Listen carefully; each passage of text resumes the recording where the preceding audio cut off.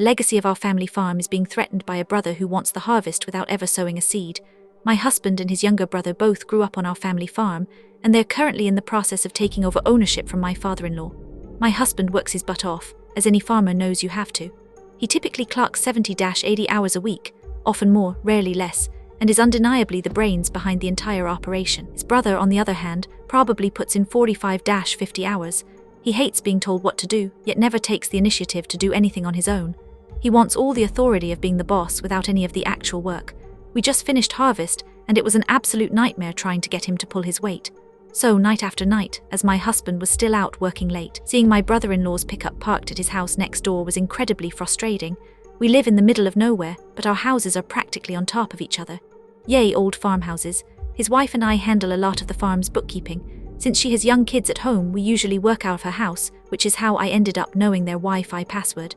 Because we live so close, my devices sometimes stay connected to their Wi-Fi even after I get home, especially if our own connection is acting up.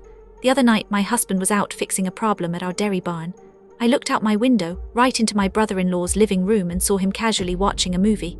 That was it. I just snapped. Both our homes use Roku TVs, and I've used the Roku app before when we couldn't find our own remote.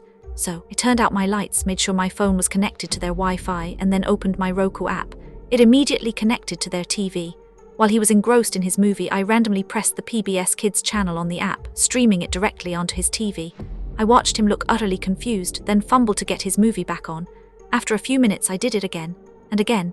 Then I did it again the following night. Watching him stress out and eventually take the batteries out of his remote brought me an immense amount of joy. So, if he wants to sit at home when there are a million things to do, and if he wants to be a boss without actually doing the work, then I'm going to have a little fun making his movie-watching experience a lot more difficult. Yeah, it's dumb and petty, but man, was it satisfying. A family farm is more than land. It's a legacy built on shared labor. When that labor becomes unequal, how do you protect the farm without sacrificing the family?